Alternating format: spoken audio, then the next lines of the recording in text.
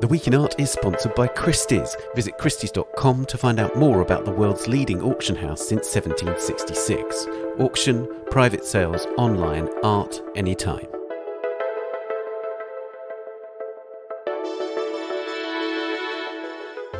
Hello and welcome to The Week in Art. I'm Ben Luke. This week in London, artists take on the febrile subject of monuments, the auction of a villa in Rome with Caravaggio's only ceiling painting flops, and the artist Michael Armitage on his fellow Kenyan painter Sane Wadu.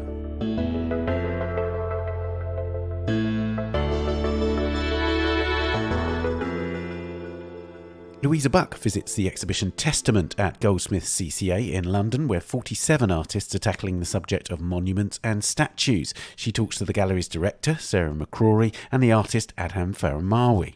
In Rome, a villa with ceiling paintings by Caravaggio and Guercino with a price tag of €471 million failed to attract any bids. Anna Summers-Cox tells us why. And in this episode's Work of the Week, the artist Michael Armitage tells us about Sane Wadu's painting, Black Moses. Before all that, you can save 40% on a digital subscription to the Art newspaper. That gives you unlimited access to the website and our app for iOS and Android, and up to 50% on the complete subscription, which means you get the newspaper as well as access to the website and app. Go to theartnewspaper.com, click on the subscribe link at the top left of the page, select your subscription and enter the promo code digital sale for digital or print sale for complete. And do also subscribe to this podcast and our sister podcast A Brush With wherever you're listening, and give us a rating or review on Apple Podcasts. It helps others to find us. Now, in just the last 2 weeks, the Colston Four, who helped topple the 19th century statue of the slave trader Edward Colston in Bristol in 2020, were acquitted of all charges. A man attacked a public sculpture attached to the BBC's London HQ by the artist Eric Gill, who was exposed in the 1990s as a paedophile, and a towering equestrian statue of President Theodore Roosevelt outside New York City's American Museum of Natural History was dismantled because of its colonialist and racist connotations. These were just the latest events in the recent debate around statues, monuments and public art across the world. This week, Goldsmiths CCA, part of the complex featuring the Goldsmiths Art School in South London, opened Testament, a show in which 47 artists have been invited to make proposals that ponder the idea of tearing down and erecting monuments and what it means to rethink them. Louisa Buck, our contemporary art correspondent, went to Goldsmiths to talk to Adham Faramawy, one of the artists in the show, and first to Sarah McCrory, the director of Goldsmiths CCA.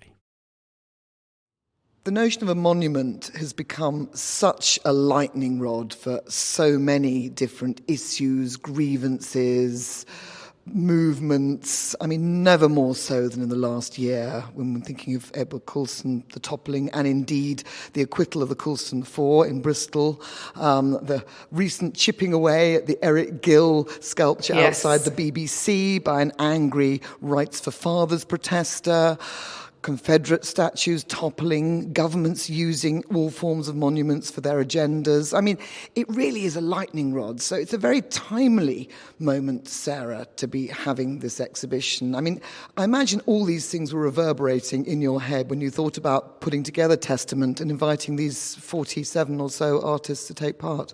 Yeah, I think that the monument somehow became symbolic or central to lots of these conversations and became a way of thinking about how to digest people's feelings of belonging in this country or alienation. And also, you know, a lot of the conversations we have in institutions, whether it's universities or art institutions or just generally in our world, is how going forward, how do we treat people? And some of the conversations coming out of the treatment of these monuments were really, whilst there was kind of anger and fury and violence against people and objects in a lot of cases, these came from places of a lot of people feeling, of course, like they weren't being listened to, that that them personally and their families and their communities were being ignored, and not just presently, but historically. So when we're having conversations on one hand about decolonising institutions, but then on the other hand about Brexit and what that's doing to different kind of groups of people who are being made to go home, constantly on radio and TV, the monument was propping up, I mean, in both ways, symbolically as a monument for these conversations, but also as, you know, the treatment of those monuments and how artists could potentially work with those ideas just seemed to make some kind of sense in a moment when everything felt amplified. And you've got the most incredible range of work here. I mean, you've got 47 artists who were invited to make a proposal about what it meant to make a monument in 2022. They're all UK-based, and we've got drawings, films, performances, an inflatable pub, paintings. Yeah. I mean, you name it. It's an extraordinarily diverse spectrum of artists. What were your kind of criteria for choosing artists to take part?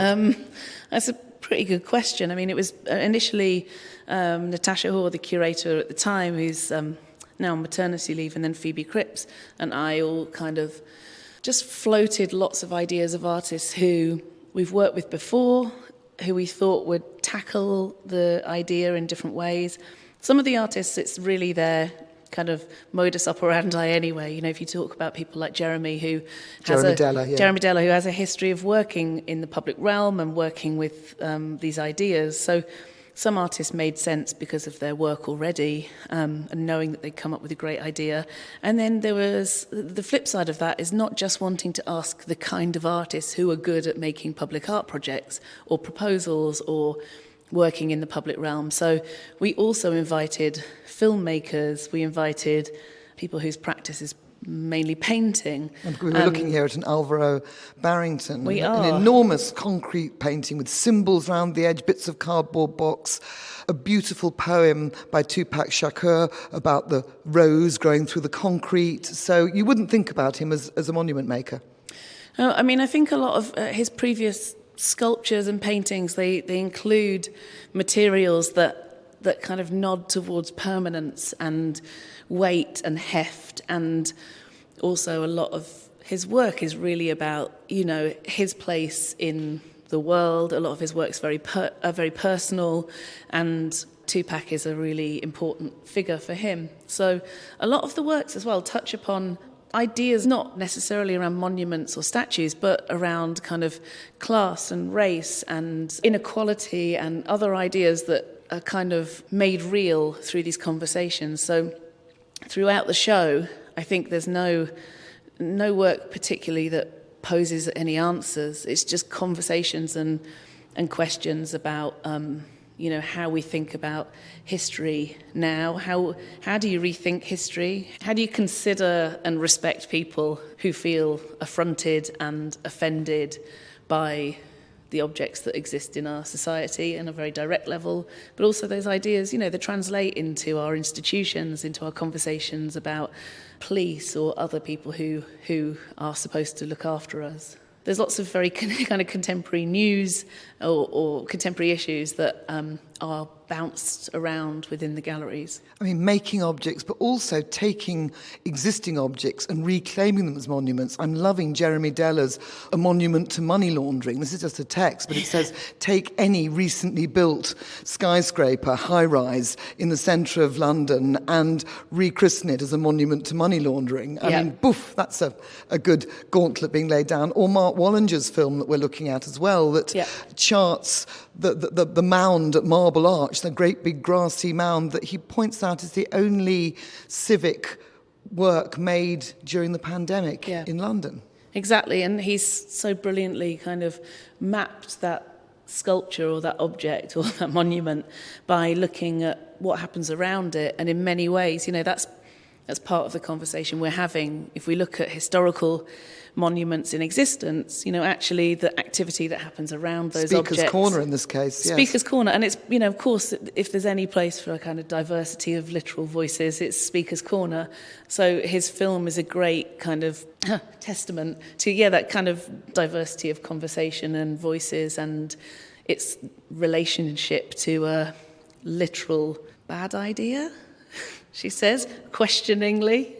Anti-monuments, monuments. Yeah. I mean, the sense of Holly Hendry's vast sort of snake-like coils are sort of lumps of architecture that cut and thrust through the inside and outside of this actual building. Yeah, I mean, you know, again, there's quite a lot of symbolism across the whole exhibition, and, you know, Holly is using this kind of recurring idea of the worm through the building, and of course, the worm takes the literal detritus and shit and turns it into something good. And one of the interesting things about proposing the show to lots of artists, I thought the responses would be more kind of negative, or would be more around destruction, or maybe more aggressive acts towards existing monuments or ideas of statues and monuments. And actually a lot of them propose the opposite. They propose generosity or growth, or conversations about positive gestures and change. And I found that really interesting, because I did think we would have more kind of melted down structures than we actually have. It's not a kind of jolly romp of positivity by any means. There are some really personal responses and some quite serious responses, like Phila de Barlow's Phila de sculpture. Barlow's absolutely, caught me, because you've got this bound form, these two sort of trunk-like lumps of plaster or brick or whatever they are, but tied up, suffocated by this big black bag. But the text that goes with it is so crucial, because it's her account of watching a film with an Iranian student over a decade ago of a woman being stoned in Iran, and just her responses to watching this. And you have to look at the text and look at this together. So in a way, it's about sort of messing with the monument, because I found the text actually, it almost didn't even need the physical monument to go with it. The text is a really strong piece of writing and a recollection, but it's also really interesting to think about how an image in your mind can also be a kind of monument. That's obviously something that's lodged with Philida in her mind for, like you say, over a decade.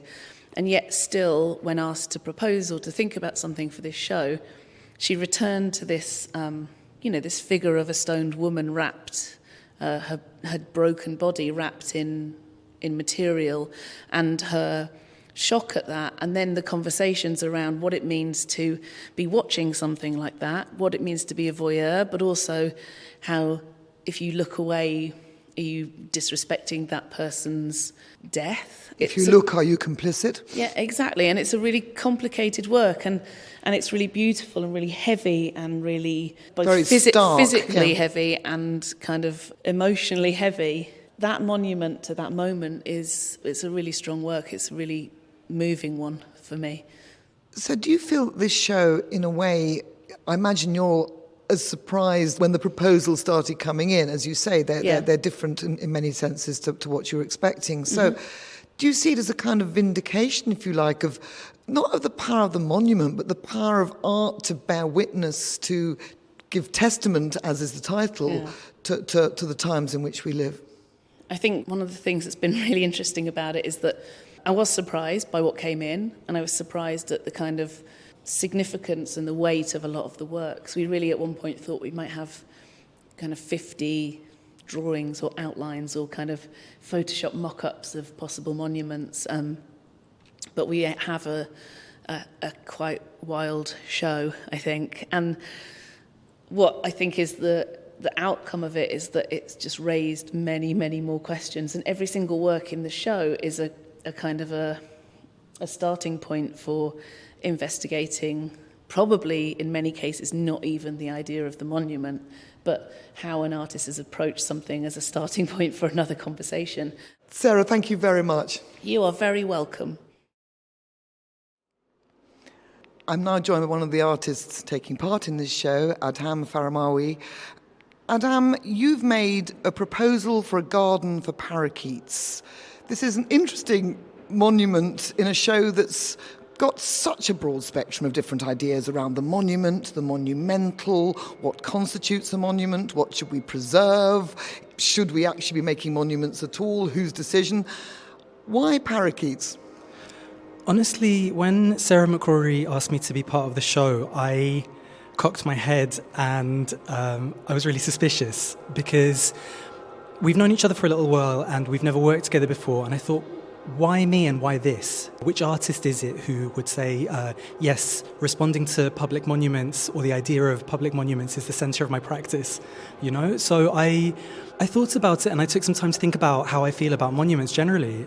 Well, particularly, of course, in the last year, when monuments have become this kind of lightning rod for so many other issues. I mean, perhaps one could argue they always were, but boy, oh boy, you know, from the Coulson statue to the felling of the Confederate statues to the recent chipping away at the Eric Gill sculpture on the BBC. I mean, everybody seems to be having a pop at monuments, and of course the government doing all this retain and explain strictures to museums. I mean, exactly. It's a free-for-all almost, Exactly. a monumental free-for-all. Absolutely, and I have been quite public actually in saying that my feelings about monuments and public sculpture generally, because they're different things, is that they should really serve the communities that they're part of, that they're installed within.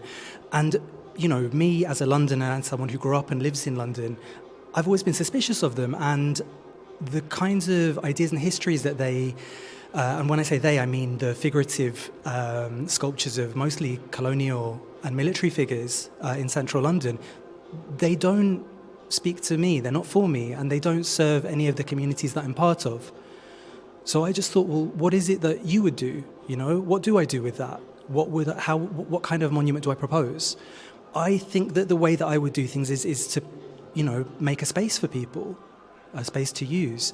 So I looked at the parakeets as a migrant, as a member of another species that I relate to in some way, as a migrant myself. I mean, these are the green parakeets that over the past sort of decade have become a really kind of conspicuous presence in all the green spaces across London, really, and are a recent arrival and a very kind of prominent arrival. And so, in a way, it's interesting to use them as a kind of symbolic presence, I guess, for many other communities who've come to They work settle. as a metaphor. I mean, recent in that they were introduced into London via colonial trade routes as a Victorian pet and only became like a wild species, I think, in the 60s. So, yeah, they work as a useful metaphor and a way for me to ask questions about migrant status and how we feel about migration now. And I think it's interesting in your film, the different kind of receptions to the parakeets. I mean, some people say that they're a threat to indigenous species, they're a pain to fruit farmers because they consume so many fruits. Other people think they're a wonderful, colourful addition to the capital's spaces, and others just love the fact that there is this protected species of birds that are kind of adding to the mix, all of which are kind of clunky metaphors that could be used to describe other non-avian populations. So I guess it's really important to understand that I'm using this story as a way to point at types of entanglement and complexity and to try to talk through the story of the parakeet to ask questions. Sometimes when you look really closely at another species, at a flower or a bird or whatever it is, it can denaturalize the way that we behave and it can make it easier to ask some of the really difficult questions. It was never an issue of me trying to equate ecological problems with social or economic problems. They're not the same thing, but one story can sometimes unlock the key to another. And also, so many monuments are, for better or for worse, about a sense of place. So I think it's interesting that you've taken this notion of creating a place in your proposal. I mean, there's something really lovely about the idea of a garden as a monument. But the issue for me was a move from or a reframing of what a monument can be. Once it's no longer understood as necessarily a bronze representational statue, what can it become? If it can be a garden, then it can be a housing estate. It can be a rec centre. It can be something that people can use. And in a situation where the government we live under is taking away money from these kinds of resources, maybe it's useful for us to think about how the money that we spend on these objects could be repurposed or redistributed. And I think it's interesting that every artist who's taken part in this show has been asked to submit a text alongside their work. And your text, apart from the title of the piece, is a list of charities to which people can donate. Yeah, I mean, because the video is a story, and it's a story told in my voice, I thought it would be useful to use that text as a request to mobilize, as a way just to ask people to do something, not just to watch the story and take it passively, but maybe we can do something together. And all of the charities that are on that list are, actually on the most part, they're London-based refugee solidarity charities. So they're based in Lewisham, or some of them are in North East London, some of them are in Southwark. So it's a way to extend our support out from this building into the local community, which is exactly what I've been asking to do in the proposal.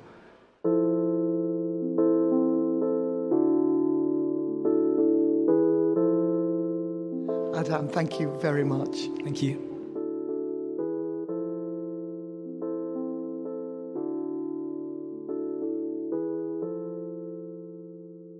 Testament is at Goldsmiths CCA in London until the 3rd of April. You can read more on the various stories around monuments and statues on the website or the app. And do also check out the many episodes of this podcast that consider various aspects of this topic. You can listen to the full archive wherever you're listening now.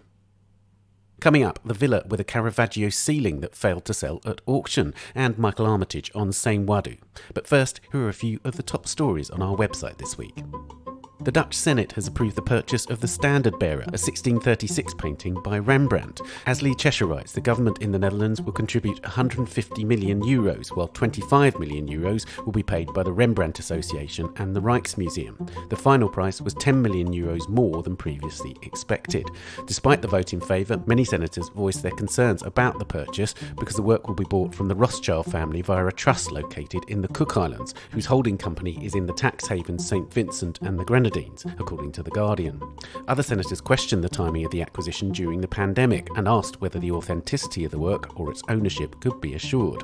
The Culture Minister Gunay Ouslow said that due diligence had been done.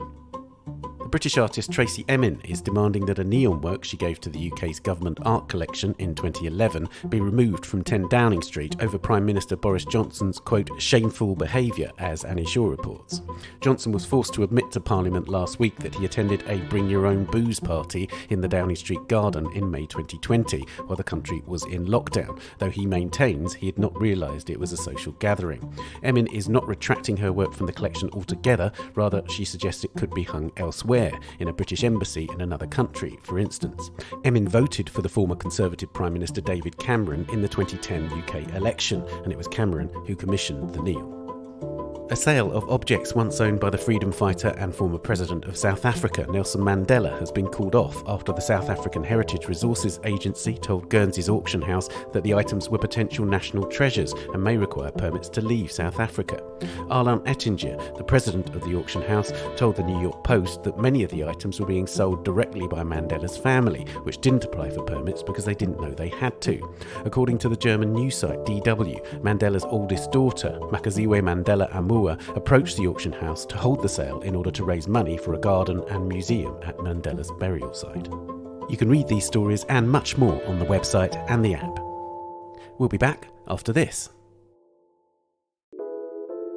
The Week in Art is sponsored by Christie's. On 26th of January at Christie's London, discover Au Bord du Lac, an interior by François-Joseph Graf, an auction offering predominantly French decorative arts, furniture and paintings from a unique home on the shore of Lake Geneva.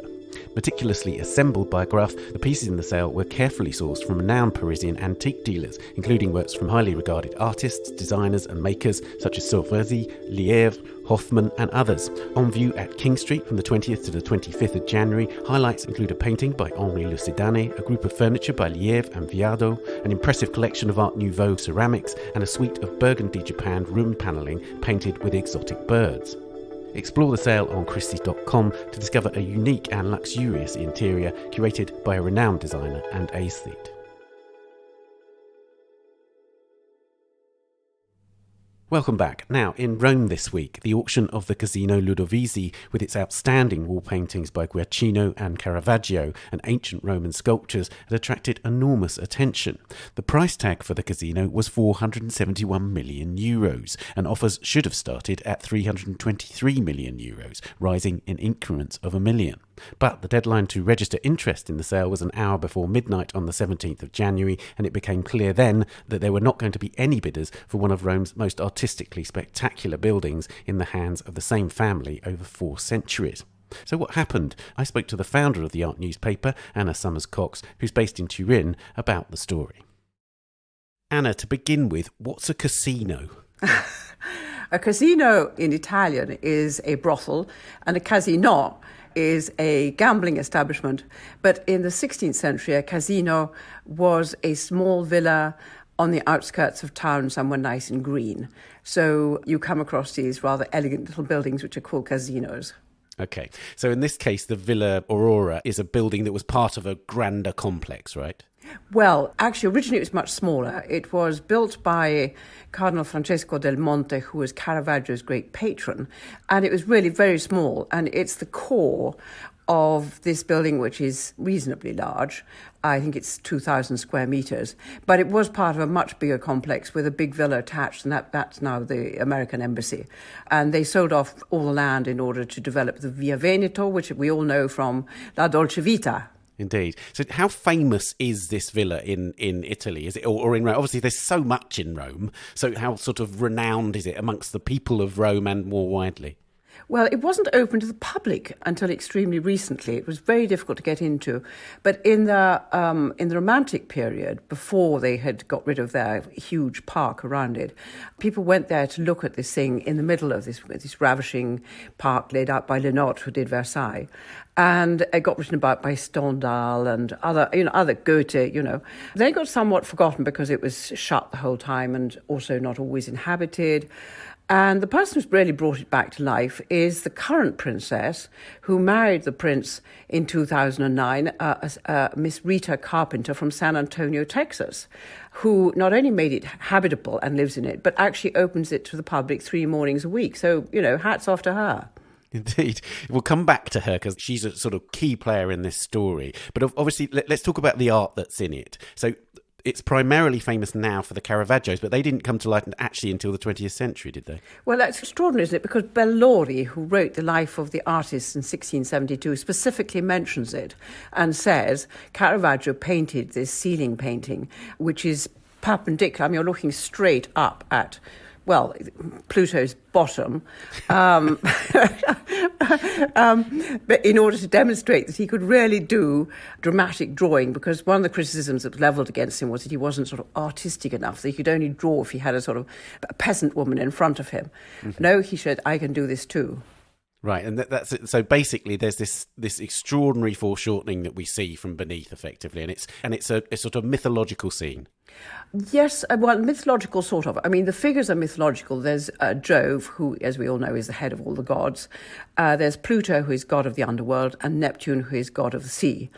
But what they represent is much more than themselves. They represent a new theory about the universe that was put out by an alchemist, a Swiss alchemist in the late 15th century called Paracelsus, who believed in something called natural magic, which connected up the world with astrology.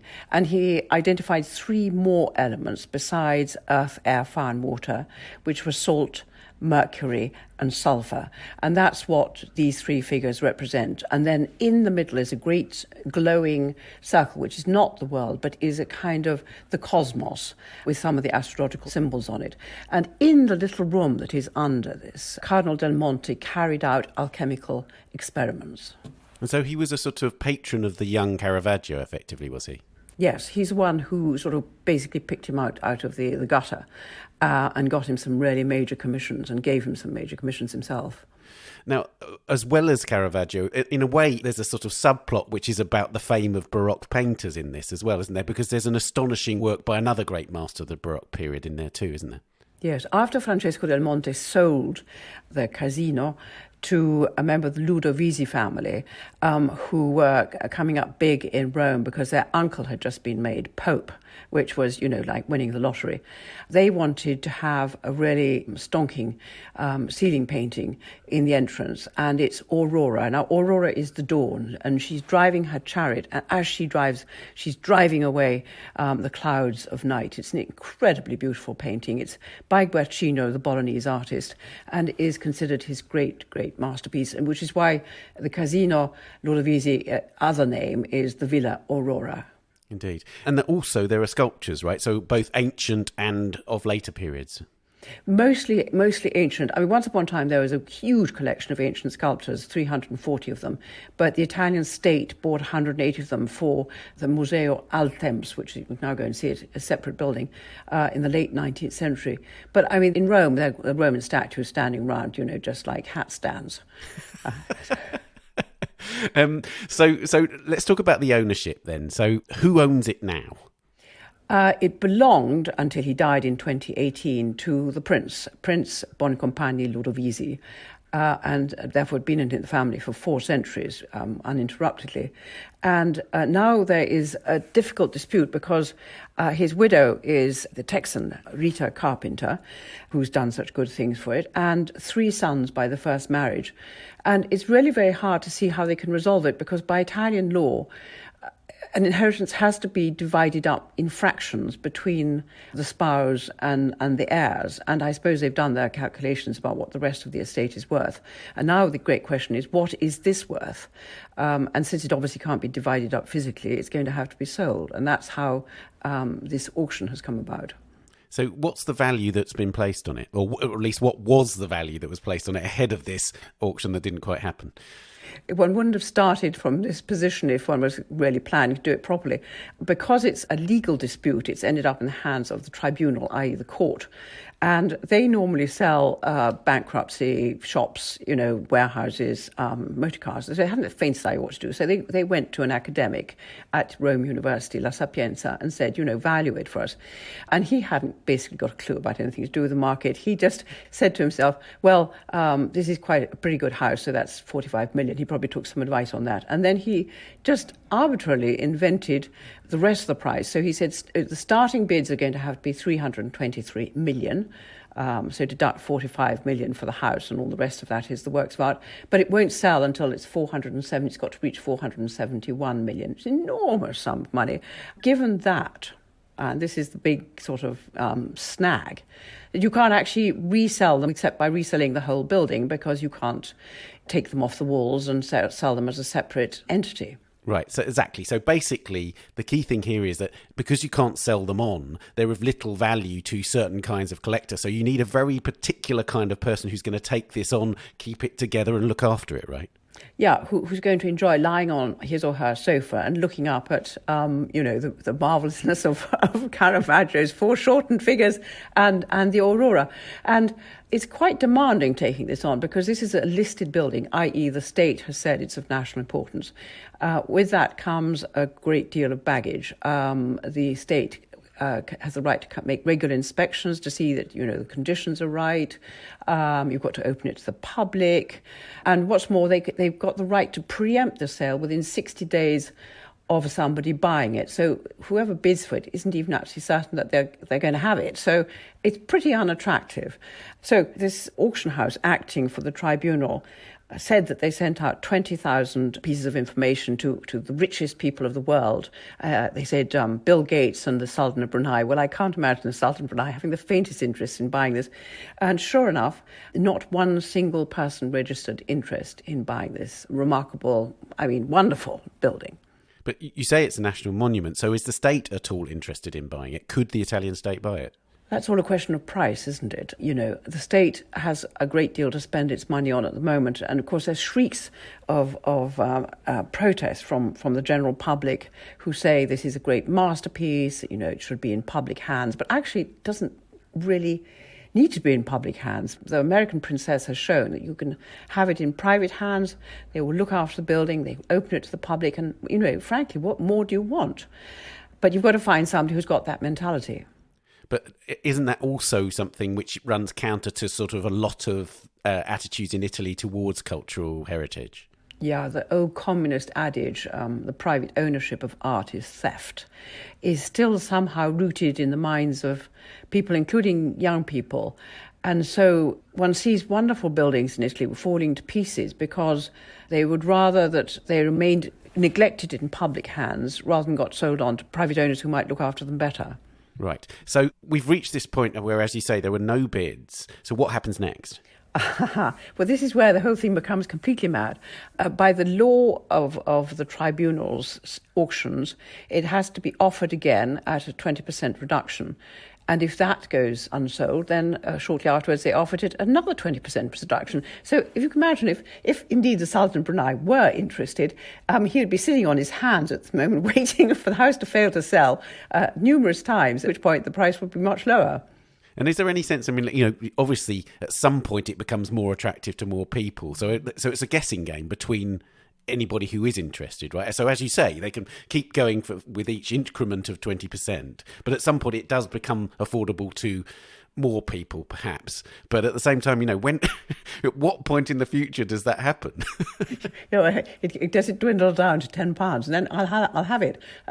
There must come a point at which the state steps in, and also presumably the heirs will come to some sort of arrangement, because it's not in their interest for this wonderful thing to be sold for threepence halfpenny, But something like this hasn't really happened before, and it should not have been sold by the tribunal's auction house. They're just not prepared for it. Well, what a fascinating story. Anna, thank you for coming on and telling us about it. Oh, not at all.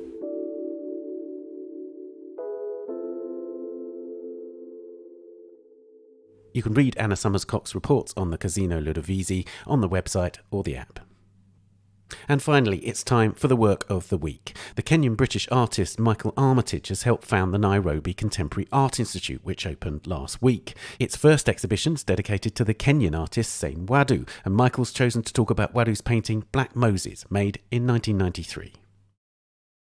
Michael, before we talk about the specific work, tell us about the Nairobi Contemporary Art Institute. Nairobi Contemporary Arts Institute was founded in 2020 by myself and our director, Ayako Bertoli. The premise of it was to create an institution that supported the growth and longevity of contemporary art in East Africa, really. We started by doing a group of off-site projects, exhibitions, working with other institutions around the country, doing some online programming and stuff like that, as we weren't able to open our space due to COVID in 2020. We've just opened this year, last week, with our first show, I Hope So, by Sane Wadu. It's a retrospective of his work, and it really is the beginning of our on-site programming that will go alongside our off-site programming. The idea of the institution was to provide a not-for-profit art space so that quite ambitious shows that don't have a commercial angle to them could be carried out. And then alongside that, we'll also be starting a postgraduate program that will begin sort of mid this year. And of course, this is part of a sort of long-term project, a long-cherished idea of yours, which is to shed greater light on East African artists in general. Because, of course, as part of the Haus der Kunst show that you had, and then which travelled to, in a sort of slightly smaller version, to the Royal Academy, there you had your own work, but also East African artists right next door, right? Yeah, so that was our first collaboration working alongside institutions, was the Muliakili Naroho section of Haus der Kunst and the Royal Academy Paradise Edict show. Looking at the older generations, and their generations that I kind of grew up going to their exhibitions, the first exhibitions I saw were of their work.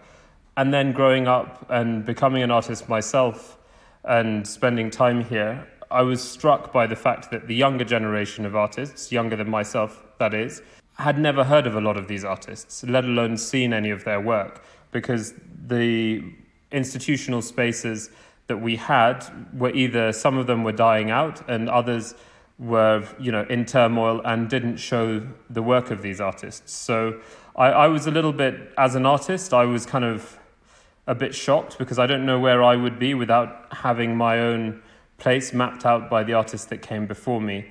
And this really was the beginning of wanting to show a trajectory of painting in particular, and figurative painting. The Muliakili Naroho looks at work from the 1950s through to around 2000 through the eyes of 7 different artists. And one of those artists is Sane Wadu, who we're going to talk about now.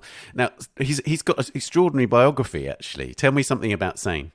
Yeah, so Sane started his kind of elder life working as a court clerk. He was a poet, he was an actor. And then when he was 30, he decided to pick up a brush and start painting. And, labelled as a bit of a pariah, people started calling him insane for wanting to be a painter. And the subversive element of Sane that is very obvious when you meet him, and even more clear when you look at his work, became clear because he then took on the name Sane as a kind of rebuke for those who would call him insane. And the other interesting thing with him is his last name, Wadu, actually comes from the Gikuyu, as he's Kikuyu himself, Wandu, which means of people. And so his name became the sane one of people, basically. And that's actually something that is, again, like uncanny throughout his work. His concerns are always of the people. how one is within people, within community, within society, politics, religion, the whole lot, but it's always of the people. And it's important to him, and in fact he's done a lot of work around this area, that he's self-taught as an artist, isn't it? Absolutely. So at that time, the predominant kind of artists that were being shown had generally all been taught at Makerere or Kenyatta University. So there was really a sort of academy and way of doing things that was prominent. Wadu, led by his wife Eunice Wadu and working alongside another artist called Brush, they started the Ngecha Artist Collective, and they really wanted to pitch themselves against the academic styles that came before, but they also stood up for artists' rights and trying to get more recognition for artists in Ngecha. And so they created what's called the Ngecha Artist Collective, that really was a movement that began in the late 80s and early 90s. On the Royal Academy's website, in connection with your show, there's a very interesting film of Sane in his studio. And one of the things that really strikes me looking at that film is that he's got a tube of paint in one hand and he's got a palette knife in the other, and he applies the paint to the surface directly from tube to palette knife to surface. So it's not even mixed on a palette or on another surface. It's so direct, his painting style, isn't it?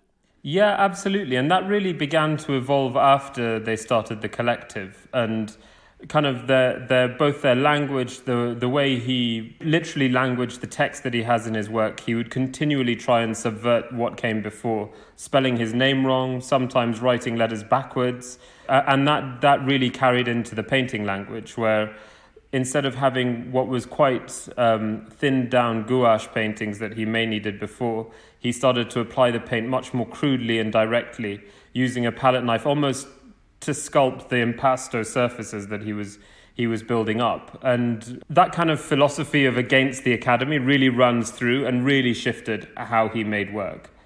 And we're going to talk about Black Moses, in which that sort of impasto is so apparent, isn't it? Tell us about Black Moses.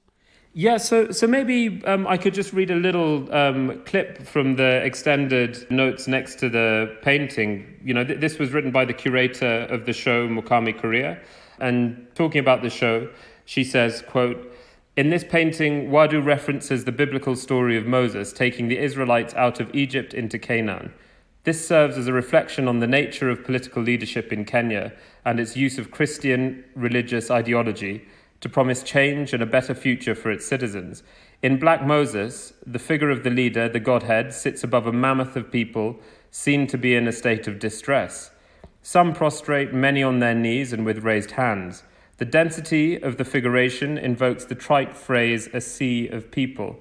When placed into the biblical narrative of Moses, Black Moses in Wadu's case, the representation of the sea gains renewed significance, referencing the biblical journey out of Egypt and towards the promised land, and invoking the Hebrew etymology of Moses, meaning to draw out of water. Wadu subverts the image of the Saviour and emancipation of suffering. With Moses' ability to move oceans, Wadu instead implies manipulation en masse," unquote. And for me, that's also particularly poignant with this painting, where the central figure, who looks remarkably like our former president, Daniel Arap Moi, and also carries an urungu, which was his symbol of power, that kind of play between someone that the people are either following or afraid of, and his use of power and the way that people interact, and the fact that he's also made up of the people, that he's a product of the people as well, was really fascinating to me. Indeed. So tell us a bit more about the Moi era, because is it seen as a period of autocracy in Kenya? How is it perceived today in Kenya? One of the maybe strongest memories for those who lived in those times was of a kind of regime of oppression, really.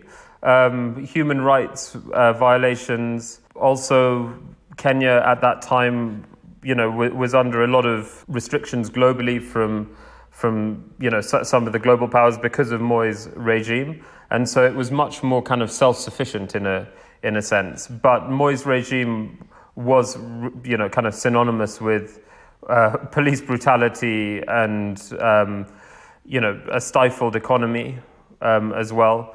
On a kind of day-to-day basis, there was much more insecurity in the country. Having said that, in terms of regionally, we were the most stable country in our kind of part of the world. So there are many contradictions in his regime and during his time. But one of the areas that really suffered under the regime was the creative industries. So there were kind of musical movements that were banned, where all their LPs were burned from radio stations.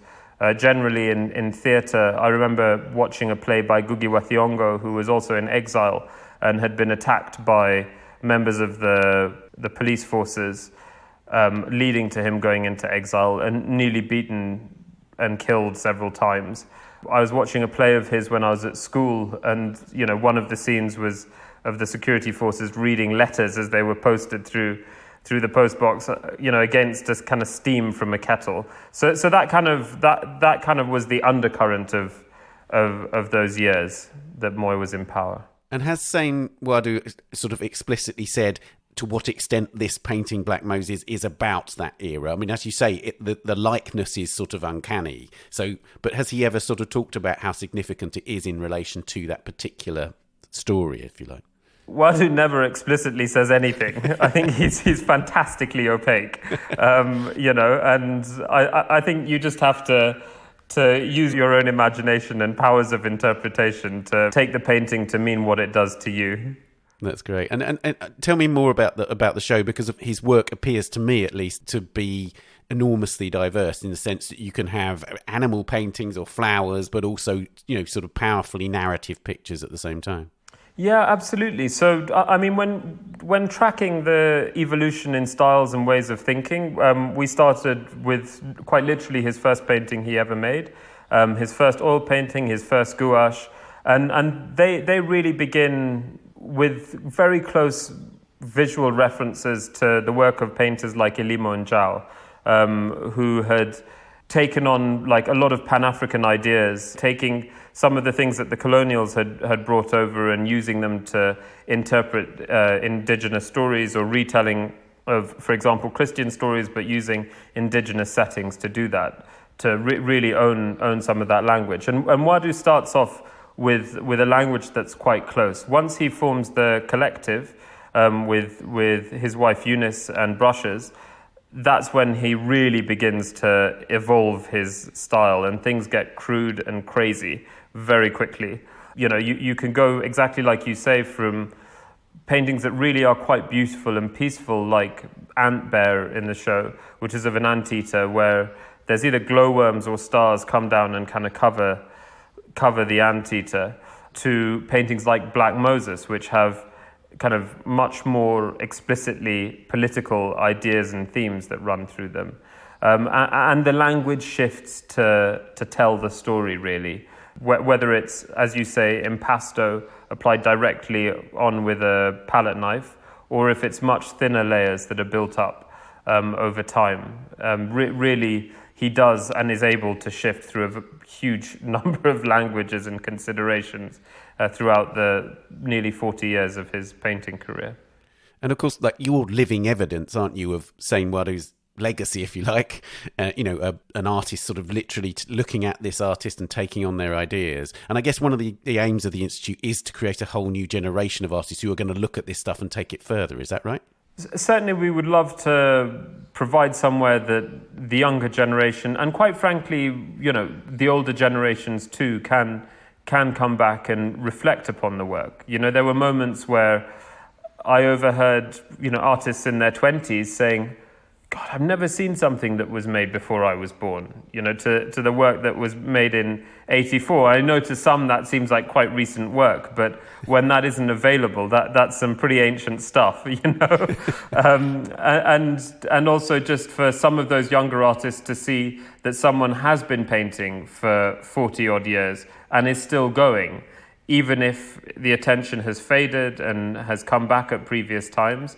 They can see this kind of career evolving. So that was actually one of the other things we really wanted to do with the show, is as much as we could introduce those who come to Sane's life and the kind of evolution of him as a person as well as an artist.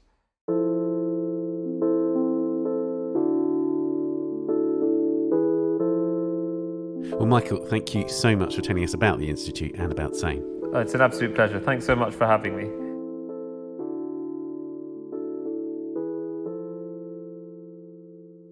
Sane Wadu's retrospective, I Hope So, is at the Nairobi Contemporary Art Institute until the 30th of March. The website is ncai254.com.